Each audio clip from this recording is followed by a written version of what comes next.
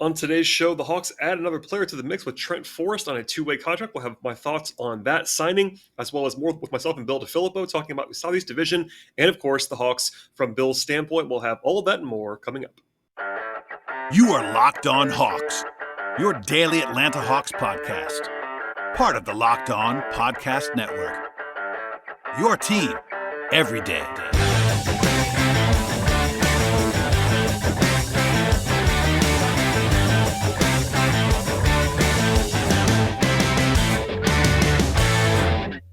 Hello, friends. Welcome to episode 1293 of the Locked On Hawks podcast. I am your host, Brad Rowland, coming to you on a Monday evening into Tuesday. Thank you for joining us, as always, on the show, making us your first listen each and every day. Check us out on all platforms across the podcast space. That, of course, includes Spotify and Apple Podcasts, as well as YouTube, Stitcher, and anywhere you like to find your podcasts. Today's podcast is mostly going to be myself, Bill DiFilippo, talking about the Southeast Division, sort of a part 3 of 3. I talked to Bill for about 2 hours, actually, at the end of last week, and part 1 and part 2 are now available for you on the podcast feed of your choosing, talking about the Atlantic Division first, then the Central later on, and then today, again, the Southeast Division, and of course, the Atlanta Hawks at the end of that discussion with Bill and I. Keep in mind that we recorded it about 3 or 4 days ago at this point in time, and sort of the Kevin Durant of it all transpired today with Kevin Durant, I guess, reaffirming his stance that he wants out of Brooklyn. That's more of a separate podcast for another day, but keep that in mind listening to myself and Bill later on in the show. But there is some news to hit on this Monday into Tuesday, and that the Hawks made a signing on Monday, and they've added Trent Forrest to the roster as one of their two-way contracts, I should say. He joined Shawnee Brown on a two-way contract. Forrest is a 6'4" guard out of Florida State, just turned 24 years old in June. He's been on a two-way contract with the Jazz, actually, the last 2 seasons, but sort of a winning player out of Florida State, not exactly the most high-profile guy in the world. I've always liked Trent Forrest. I did his draft work 2 years ago coming out of Florida State. Thought he was a draftable player then. He was converted, by the way, to a full deal with Utah back in April. It was a rest of season contract, so that's why he was available to be signed by the Hawks here in August. He was undrafted, but was an all-ACC guy at Florida State, all defense as well at Florida State. Played in 60 games for the Jazz last year. It's a lot of games for a two-way guy to play on a good team, and Utah was a good team for most of last season. Played 30 games in his rookie year for the Jazz as well. Actually made 6 starts last season for the Jazz. Pretty modest numbers for Trent Forrest. Only averaged about 12 minutes per game across 2 seasons with the Jazz, but still played some real time, 90 games on a good basketball team.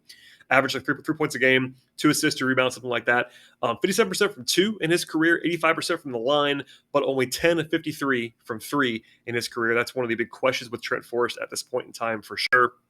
In fact, the most prominent drawback of his profile is his lack of perimeter shooting. That was also part of the pre-draft evaluation of Trent Forrest. I did like him at that point in time, but that is the one huge question about his game is he is not a three-point shooter at this point in time. At the same time, though, he is a really good defensive player. That's definitely part of his appeal as a big point guard size player. He's 6'4", all of 210, 215. Also a good ball handler and a good passer. Averaged about 5 assists per 36 minutes in his career. So not like a huge facilitator, but given the fact that he's more of a ball mover type, I like a lot of what he does as a role player type of guard. It is a 2-way deal signed in August, so keep your expectations pretty low and kind of modest here. But I think that Forrest is a really good get for that spot being opened by the Hawks. He's already kind of proven to be an NBA caliber player across 2 seasons, and he knows how to play. That could be very reasonably helpful for this Hawks team if they needed him to play actually now. At the same time, he isn't a pure point guard because of the lack of shooting and lack of offensive punch, but I think he can play for the Hawks if they bow into right now alongside Aaron Holiday, etc.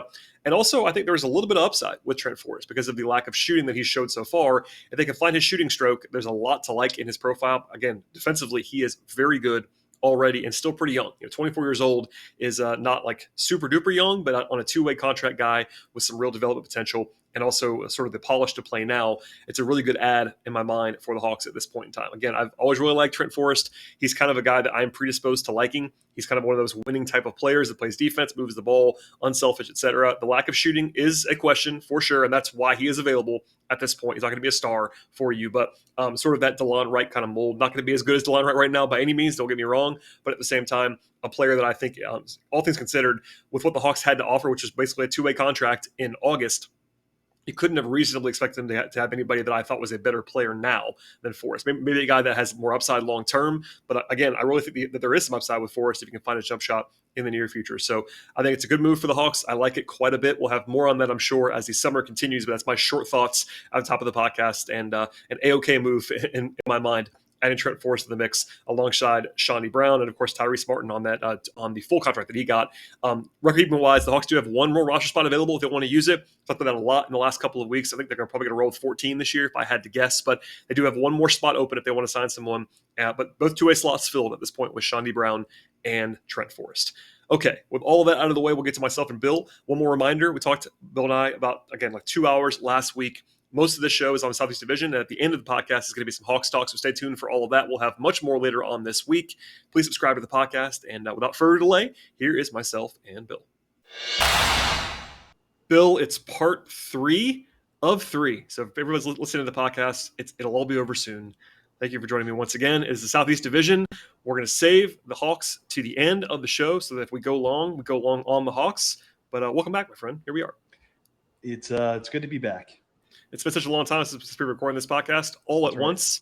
And thank you for all the time you've given me. But let us begin with the reigning Southeast Division champion and number one playoff seed Miami Heat. And Hawks fans probably not super excited to hear about the Heat since they did not have a lot of success against the Heat in the playoffs. But Miami. They don't have Tyler Ford on the roster, so let's just start there. They quite literally do not have a starting power forward on their team. I guess it's Jimmy Butler, who can play there. But what's the plan, Bill, at the 4? The plan at the 4 seems to be funnel everything to Bam, and he'll take care of it. I mean, that's definitely the plan. And it's – I don't – like, listen, it might not be a bad plan. I mean, is it a worse plan than starting Duncan Robinson at the 4? I mean, probably essentially not. Yeah, I actually, this doesn't really matter that much in my opinion because starting lineups are overrated. But I will be fascinated to see if they do that. Like, I guess in theory that would be Jimmy at the 4. If you're thinking about it that way, Jimmy would be the 4 in that lineup with Duncan. Who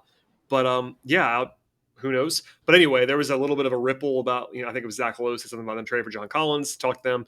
There's nothing that the Hawks could get back from Miami in that swap, which I discussed on the podcast recently. But anyway, zooming out a little bit, like Miami's still projected to be quite good. They're number 1 in the projections have been online. 50 wins projection. I didn't necessarily ever buy all the way in on Miami last year, but the defense is really good. They got a lot of vets. Jimmy's still really good.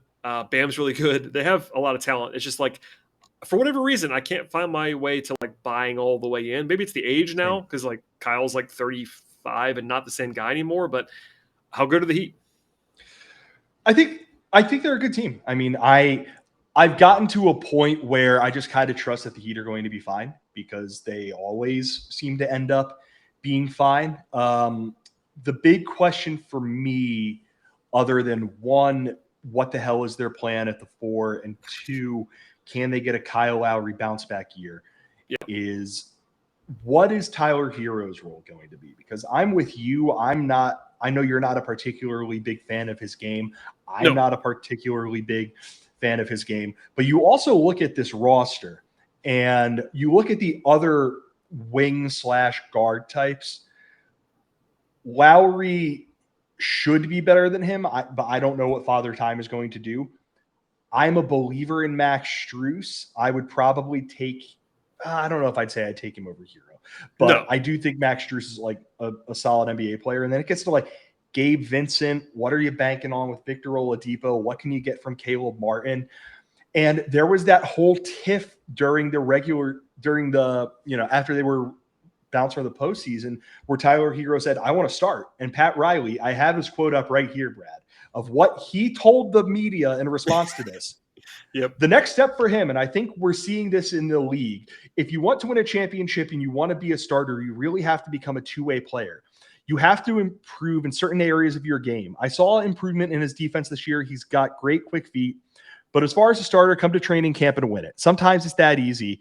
And sometimes the fit was better for us coming in, balancing the energy of scoring and having somebody who can really control the ball. If he wants to be a starter, we'll see in October. That's something you earn. There is no doubt he has the qualities to be that.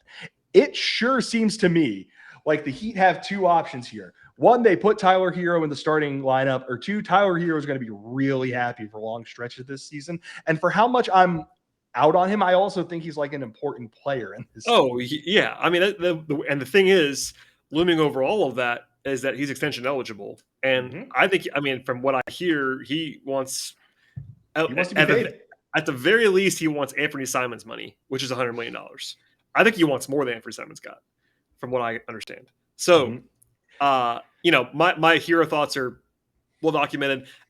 I'm kind of preternaturally just sort of, I'm never going to like Tyler Hero's archetype. It's not my guy. That's fair. But like, he is a good player. Like, full stop, good player, very valuable player. Defensively is what it is. But yeah, there's that. And like, if they get the Kyle Lowry they got in the playoffs, they're not that good, because Kyle Lowry looked to be a little bit. I hesitate to use the word washed up, but he looked washed up in the playoffs. Now it's one series, two series in the playoffs. There's some injury stuff, but they're not super like set up to have Kyle Lowry not be good. You know what I mean? I think Gabe Vincent is a really nice player. Yeah. I don't know if I don't think he's the kind of guy who can correct for a team that is banking on Kyle Lowry and they come and find out Kyle Lowry is washed up. I'm very interested in what they get out of Victor Oladipo this year. If he is able, I'm not going to say be the Victor Oladipo he was in his heyday in Indiana. He's not going like it is. I don't even want to make a prediction. It's just straight up unfair to the dude to say he has to get back to being a guy who can average 23, 5, 4, and 2.5 steals a game. That is unfair. Having said that, if he can be a guy who goes out there and gives them a solid 15 points a game, if he can not run the point, but be a guy who gets the ball and makes stuff happen there, if he can be a guy who helps them out on defense, I think that's a really big boost for them. And is something that, you look at the other guys they're going to be throwing out there consistently. Lowry, we've gone through what's up with him. Max Strus competes on defense. He's a big guy, still not like a stellar defender. Hero just isn't a very good defender. Jimmy Butler's Jimmy Butler. Duncan Robinson, not a defender. Like, if they get anything positive out of Victor Oladipo, that doesn't correct the fact that they don't really have a power forward unless, Nikola Jovic comes in and stuns all of us. Not happening. But that's the sort of thing that, if we are listening back to this podcast at the end of the regular season, we find the Miami Heat in first place, that's going to be a thing that we point to. Yeah, no, I think it's totally reasonable to still have Miami be the favorite in the Southeast. I think that, Hawks fans, I'm sure, will think the Hawks should be, and that's okay. I would not surprise me if the Hawks finish with a better record than the Heat this year. That will not surprise me at all. I do think, though, that most people are going to pick the Heat to be ahead of the Hawks, and I understand why. Miami's proven it more. Last year they were, by the way, again, the number 1 seed in the East. Jimmy is – I'm done doubting Jimmy Butler. Like, I'm done doubting him at all. Like, he stopped shooting threes. It didn't matter at all. Like, he doesn't shoot anymore. When he does, he misses them until the playoffs. Then he makes them all. So I don't know what to do. One thing I wonder with Jimmy is that Jimmy Butler is about to turn 33 years old. I know how he is wired as a basketball player and as a competitor, but I'm interested in seeing if maybe this year Miami takes their foot off the gas a little bit and takes their foot off the gas in the regular season when it comes to riding Jimmy so much, knowing that once we get to the playoffs, we have Jimmy Butler and we're going to be okay because we have Jimmy Butler. And I think he's a guy that you put him in, I don't think he's as good as Giannis. I don't think he's as good as KD. I don't think he's as good as those guys. But when it comes to being able to raise his game to the level of the playoffs, I think he's up there with any other guy in the league.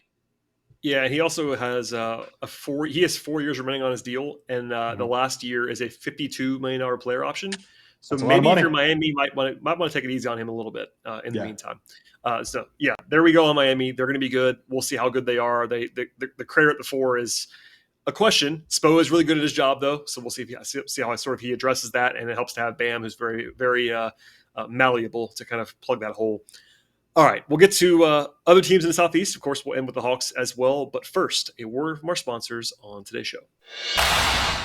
Today's show is brought to you by Built Bar. If you haven't tried the puffs yet, you're depriving yourself of one of life's greatest joys. And guess what? There's a new flavor as well, and it's delicious. That's right, Built has done it again. Let me introduce you to that new flavor, and it's cookie dough chunk puffs. They have a light and chewy texture, real cookie dough chunks, and of course, they're covered in 100% real chocolate, as all Built Bars are. All the joys of eating cookie dough without all the hassle of having to make it. Plus, it's actually healthy for you as well. Cookie dough chunk puffs have 160 calories. They have a whopping 15 grams of protein in them as well. Run to Built.com right now, snag a box for yourself and the family. It'll be the perfect treat, or you can find a really good hiding place for just yourself. Honestly, if you want to just keep them all to yourself, I would not blame you at all for that. Like all Built Bars, the new chunk puffs are healthy and tasty. What's great about Built is that all the bars have collagen protein as well. It helps your body to absorb them more efficiently, and they have a ton of health benefits as well. Eat something that tastes good and is actually good for you. You're going to absolutely love the cookie dough chunk puff. Whether you need a snack for your workout, a late night treat, or just to grab something for your quick bite, Built is a perfect protein bar across the board, and they taste better than a candy bar. All of that in a healthy package as well. Grab yourself a Built bar today and go to Built.com. Use promo code LOCKED15 when you get there. 15% off on your order with Built Bar. One more time, that is promo code LOCKED15, 15% off at Built.com.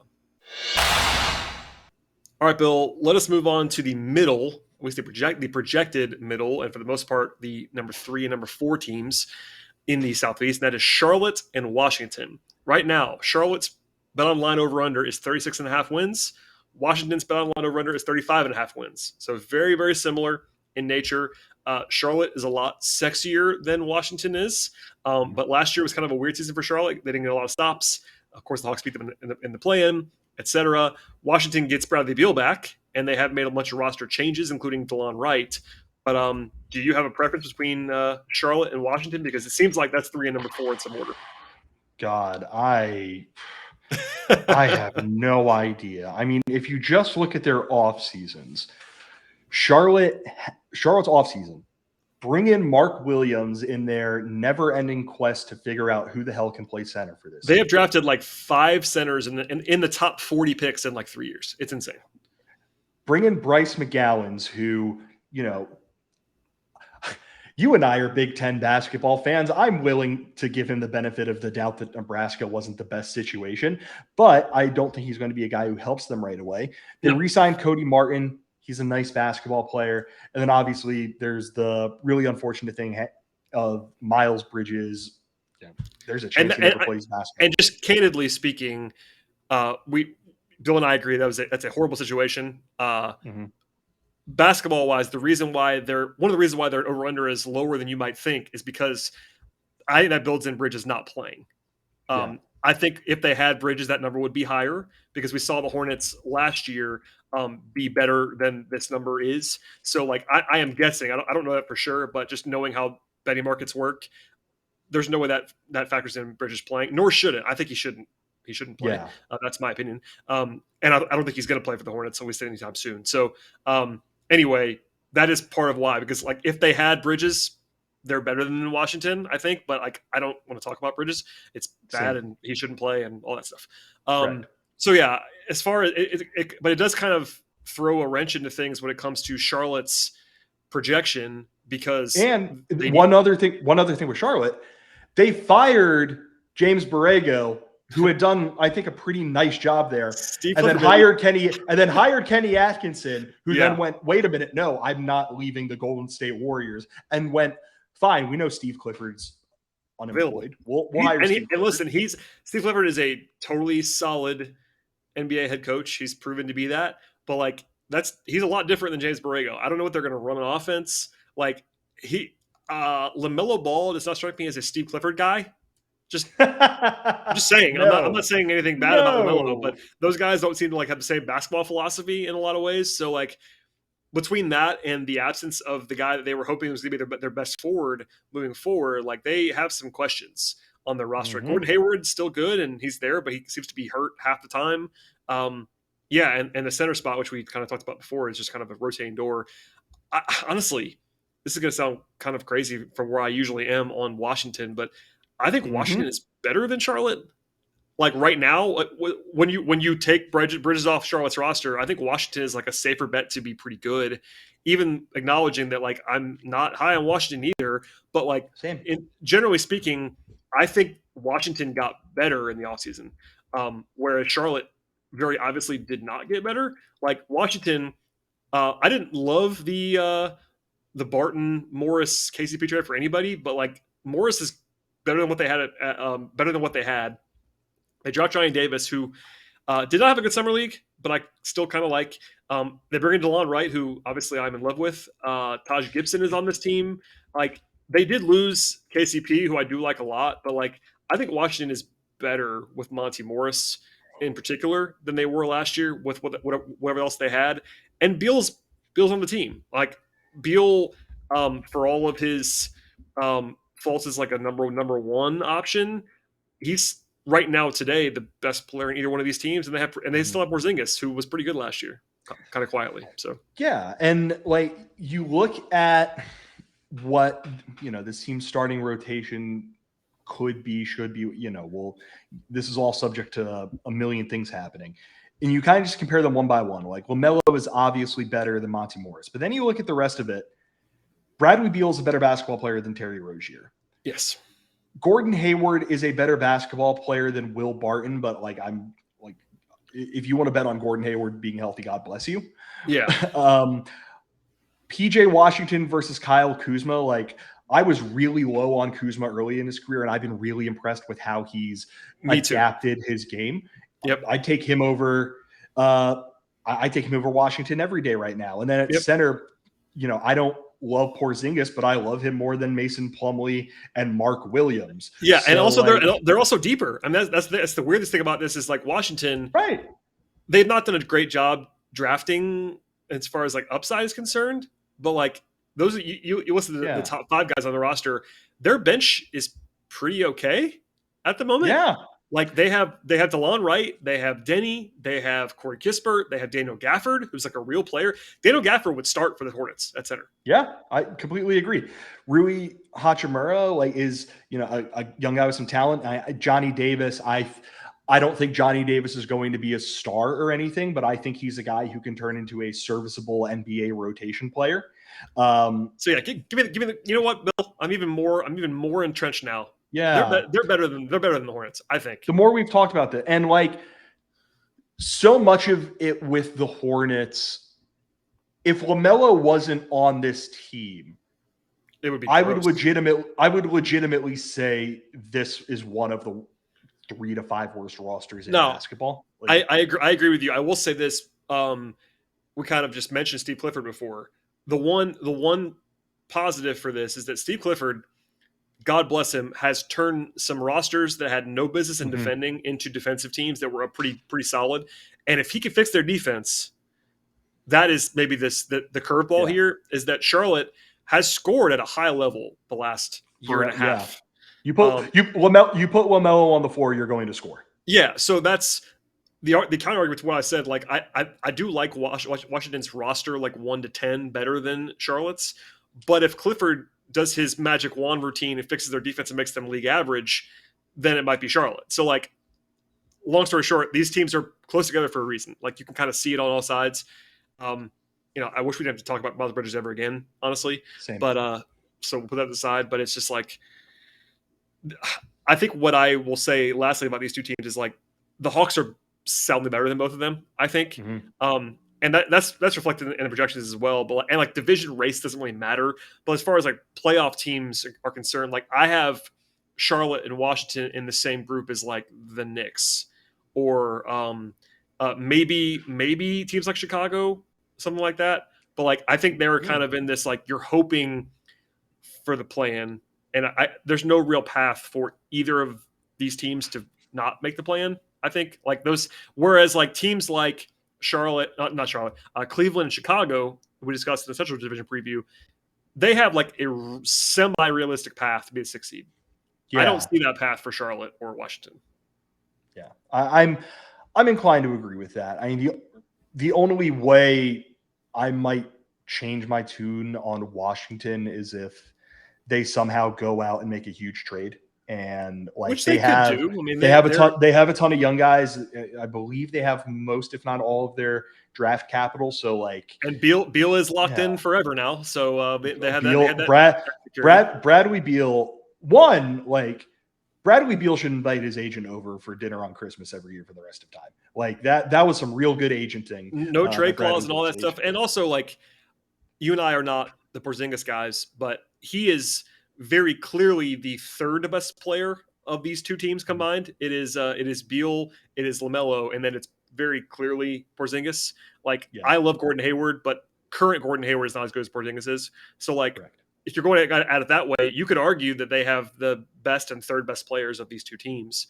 And if KP is healthy, like, he was pretty good for Washington last year. Like, as much as I don't love him, like, he showed some stuff that I was not expecting once he got there and got healthy. So, like, there's at least that little bit of a window into what it could be if it was like if he's just plays 70 games and plays well.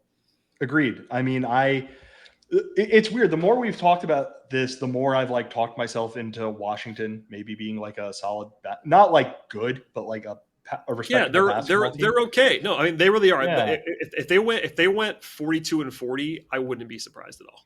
Like, and you look, this team has made the playoffs one time in the last 4 years after like there was the run at, you know, kind of the peak of those John Wall and Bradley Beal backcourt years where this was not just like a good basketball team. They were dangerous. They were a team that like, they pushed the Hawks. I mean, people forgot this. I wasn't doing the podcast then. I was covering the team.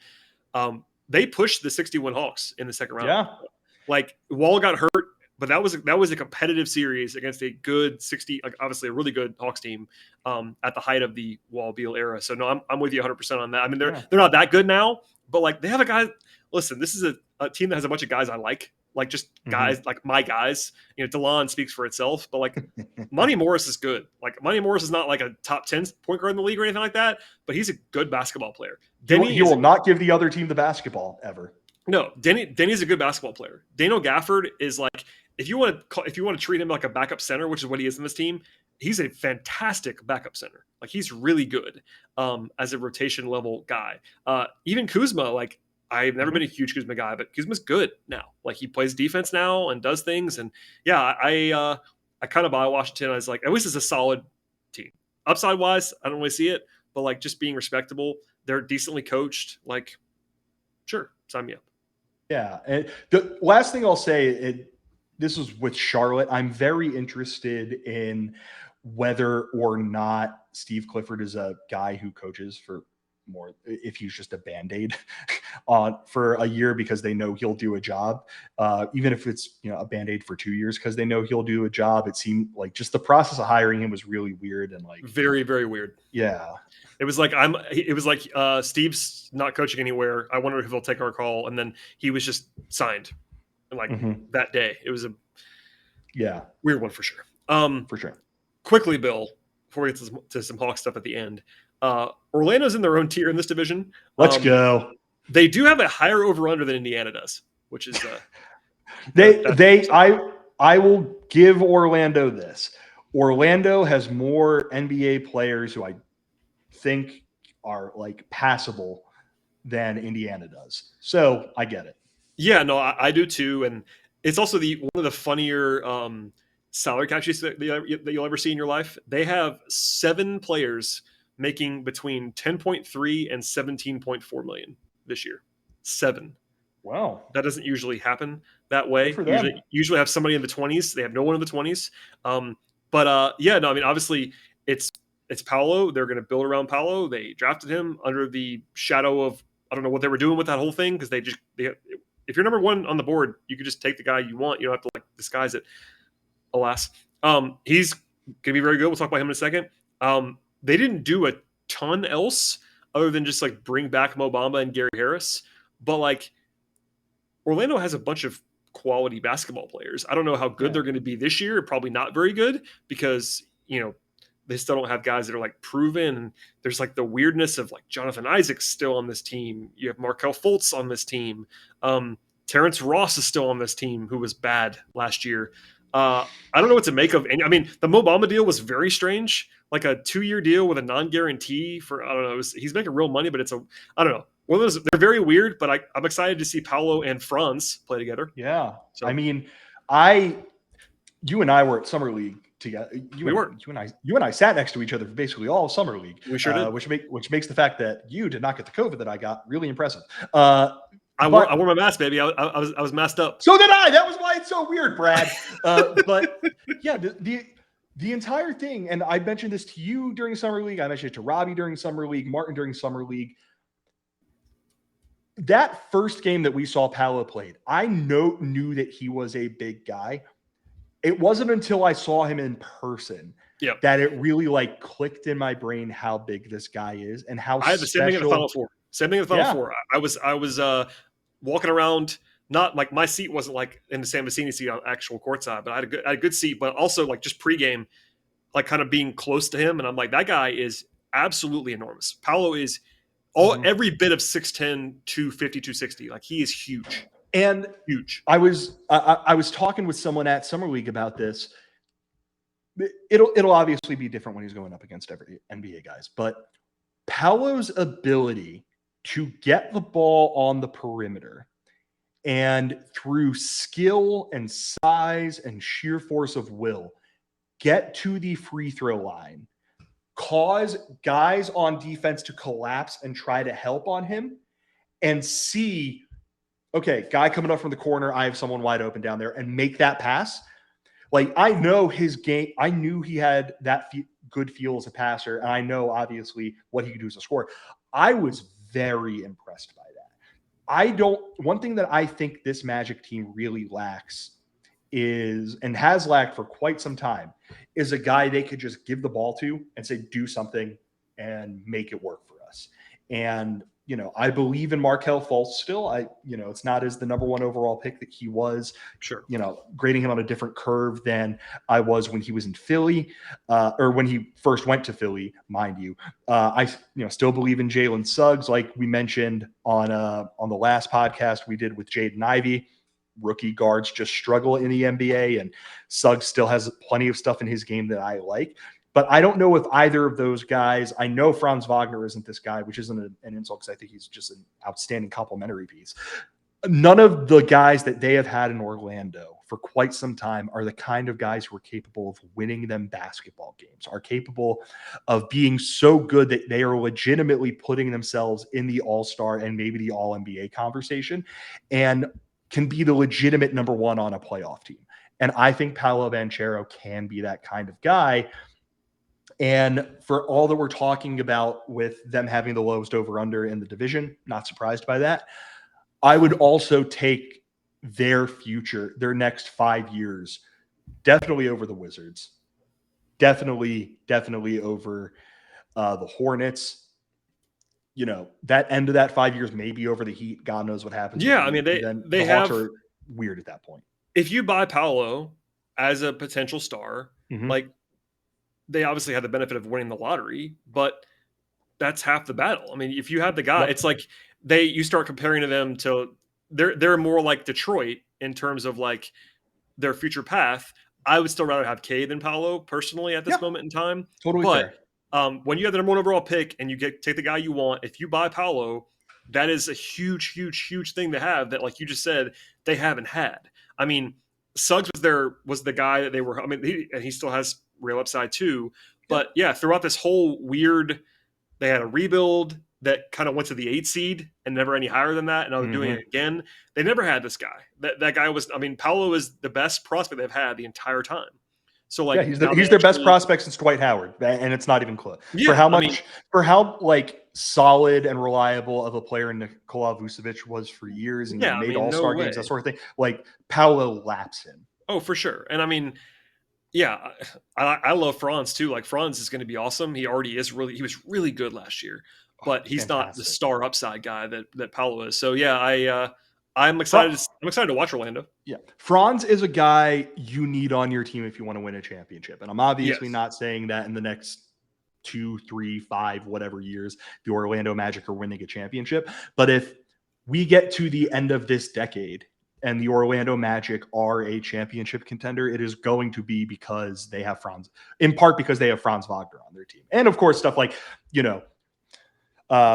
Jalen Suggs hits and turns into a really good guard, Markelle Fultz, whatever. But I have one thing that just give them the nod on also.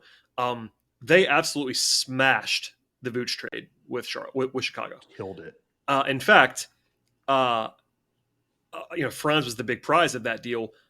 Wendell Carter is probably better than Vooch on his own. Yeah. Right now, a lot of people don't realize it because no one watched the goddamn Orlando Magic last year. But Wendell Carter last year, 15 points, 10.5 rebounds, shot 52.5% from the field. It was a weird trade because, like, I never thought he was bad with the Bulls. I thought he was okay. The farthest I was willing to go was he needs a change of scenery.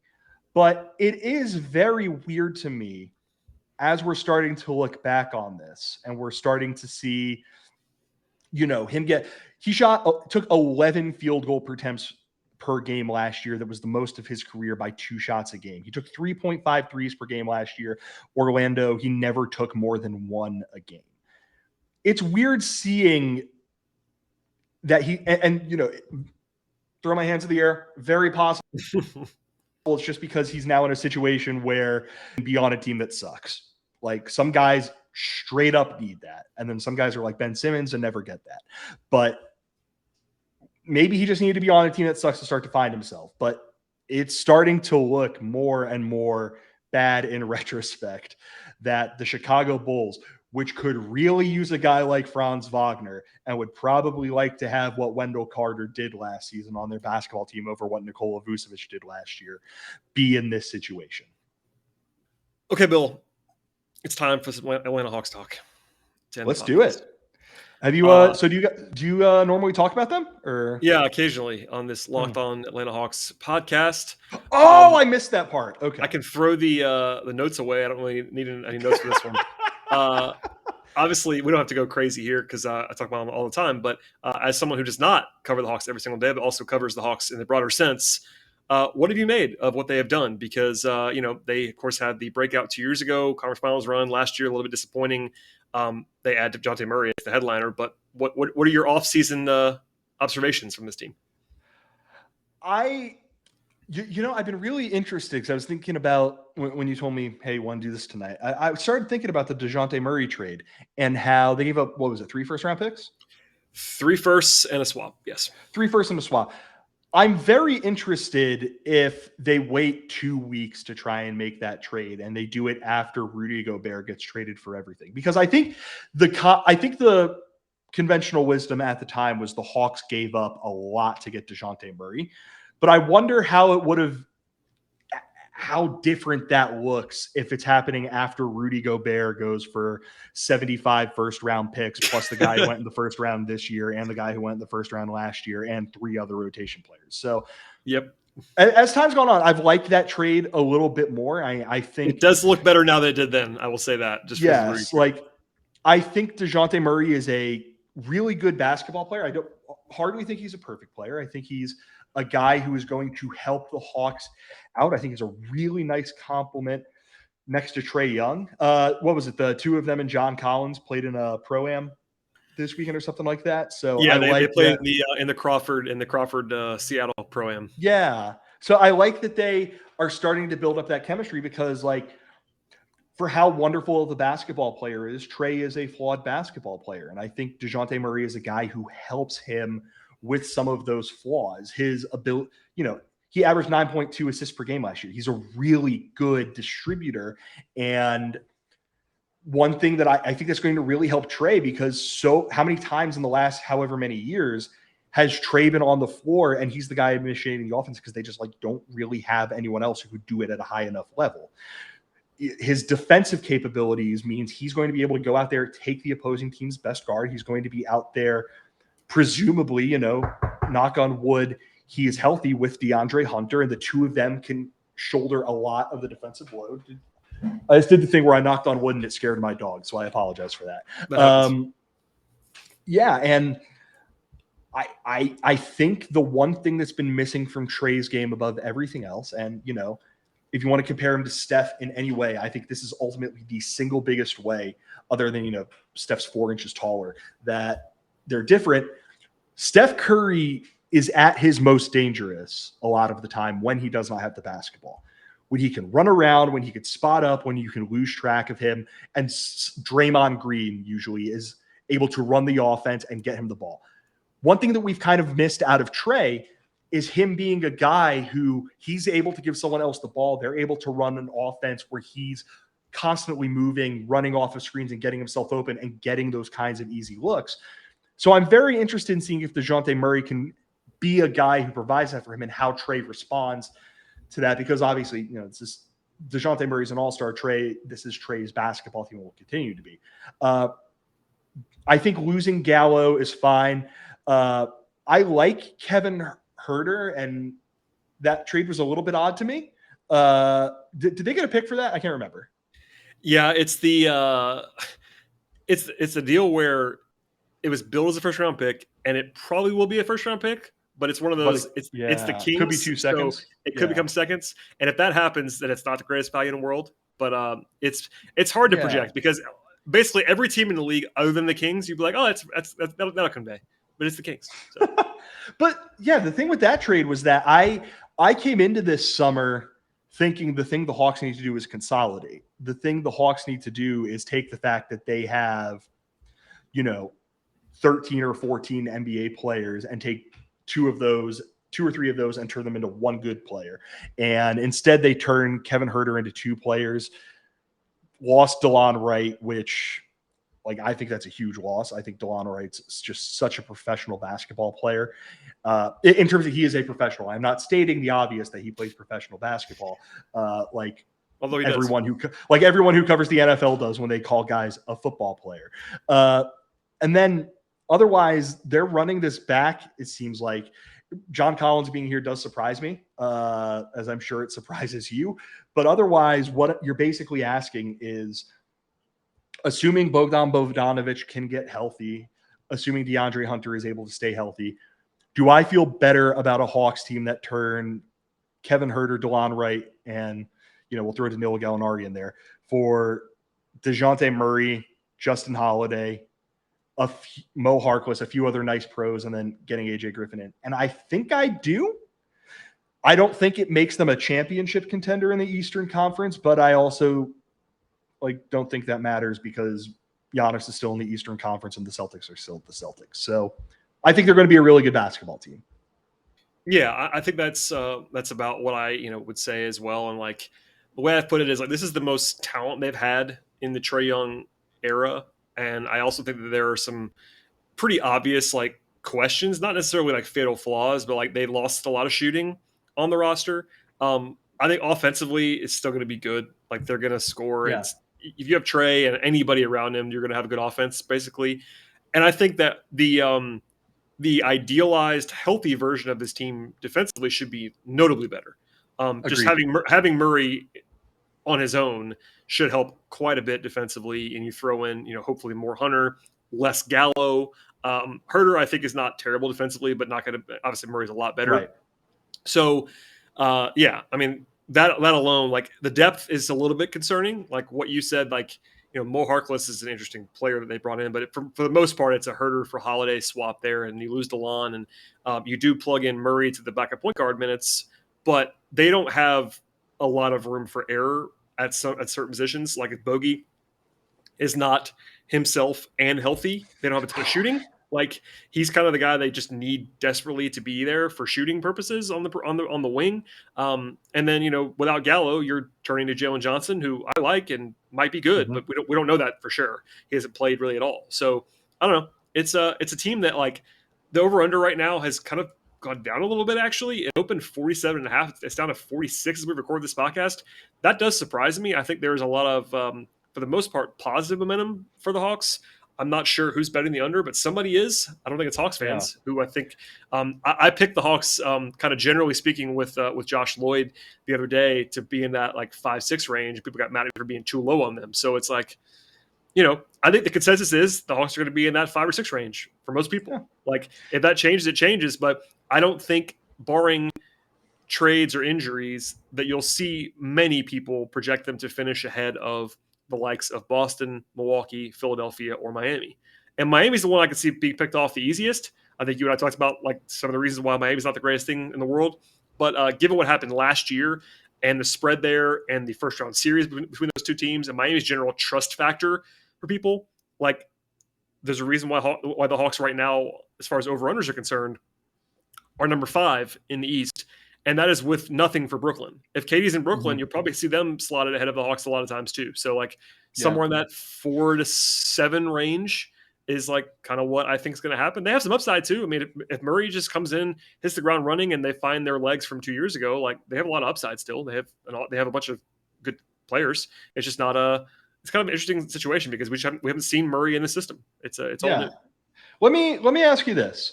I'll put you on the spot here. One situation that interests me with this team. Clint Capella, starting center, Onyeka Okongwu right behind him. Yep. I know coming out of college, you and I, like, irrespective of him getting drafted by the Hawks, you and I were both really big Onyeka Okongwu fans. Yep. I think that what Capella gives them defensively and what he does as a guy in pick and roll with Trey and his ability to just go right to the basket and catch lobs is it. How do you see that situation bearing itself out? Because at the same time, it's year 3 of a guy you spent the number 6 pick on. And it's a guy that I think basically anyone you talk to goes, yeah, we think he's going to be a pretty good basketball player. So how do you think that all sorts itself out? Yeah, I bet Hawks fans are laughing because it's one of those like perpetual topics people ask about. And it's like, I don't have a great answer. I think that when they did the combination of the Capella trade and the Okongwu pick, if you told me the night of the draft when they took Okongwu number 6 overall that he would still be the backup center on August something 2022, I would have said that was not a good sign for his performance, more so than anything else. But the thing is, he's been good when he's played. So like the combination of him playing well and still being the backup in year 3 is very odd.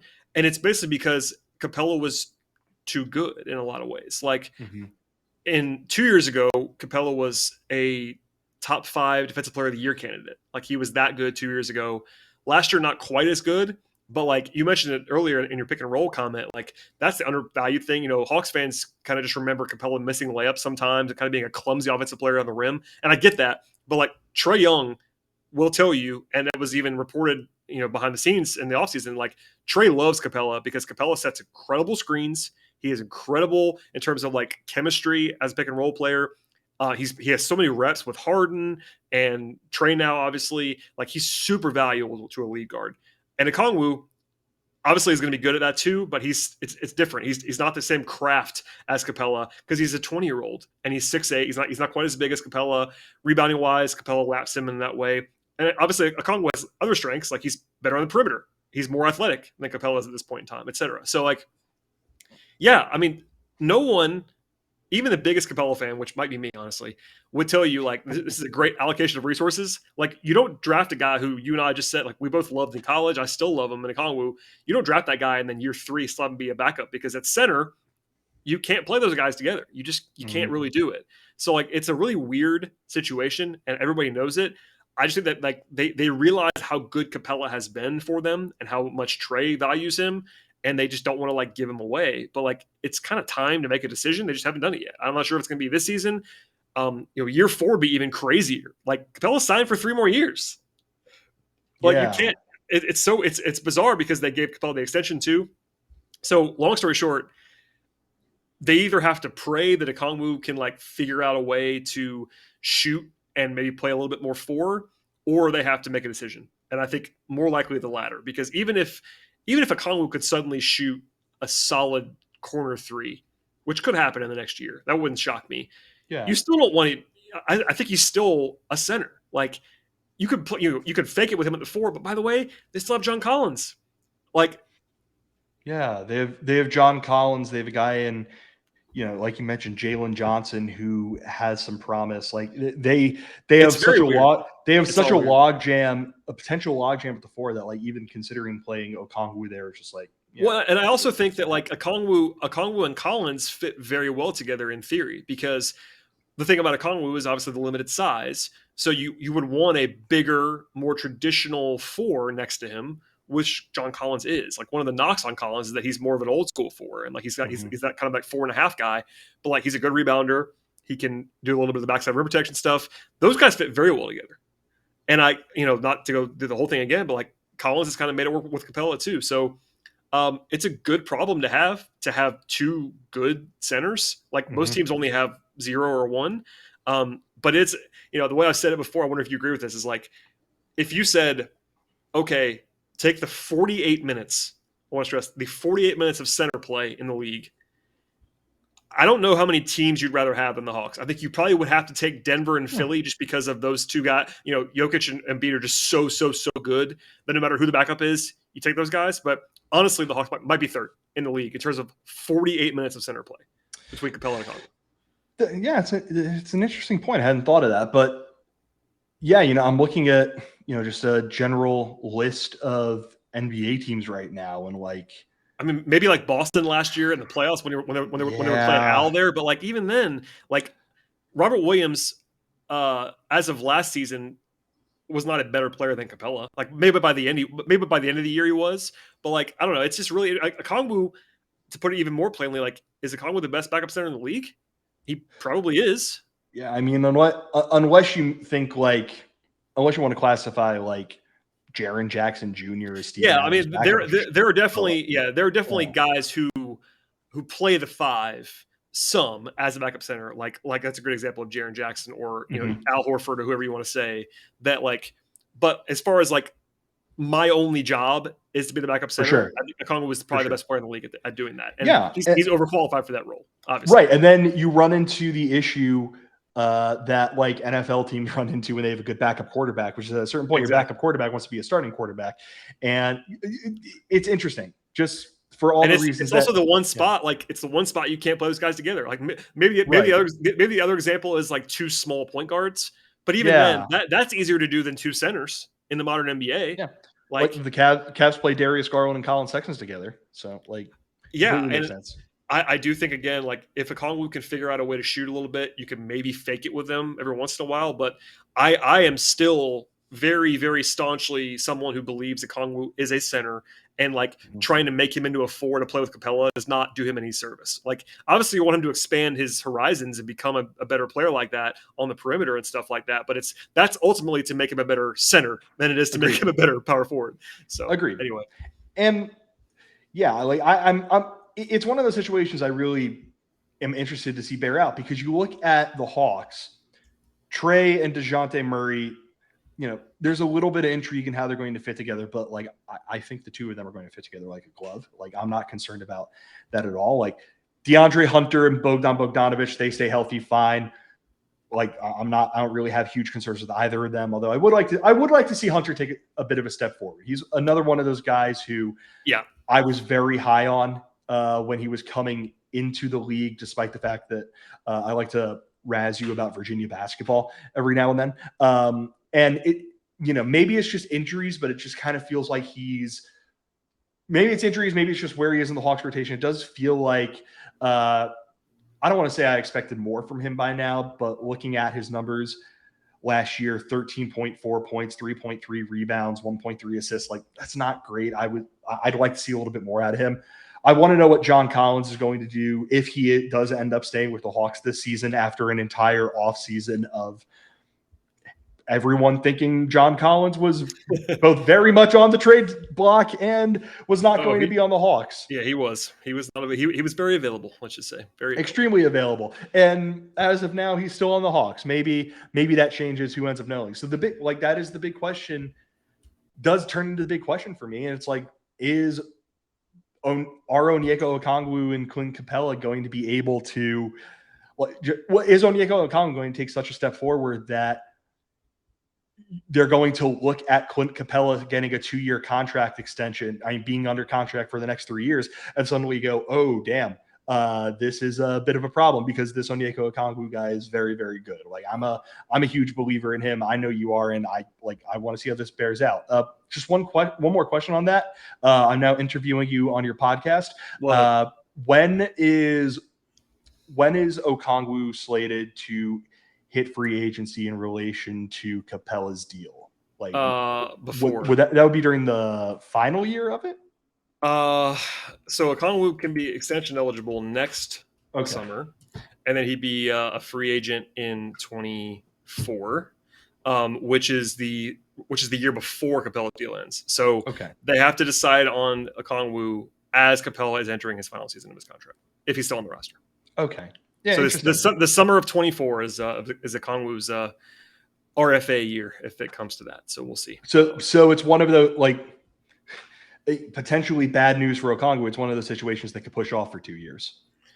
Yeah, I actually have a question. I'll probably answer this later in the summer because I need, as you all know, we have to have some content later in the summer. But somebody asked me the other day about Okongwu's extension for a year from now, and it's like, man, I'd love to know what he might look for, what he might ask for, what he might command, but it's entirely based on how much he plays this year and like what he looks like, and I have no idea. So we'll see. Yeah, maybe. I mean, the worst case scenario is that, we just talked about Wendell Carter Jr. a minute ago. He just finds himself in the same spot where it's like he just needs a change of scenery at a certain point. Nope, can't allow that. Can't allow that, Bill. Can't listen. Fingers crossed for the listeners of this wonderful podcast that does not happen. Agreed.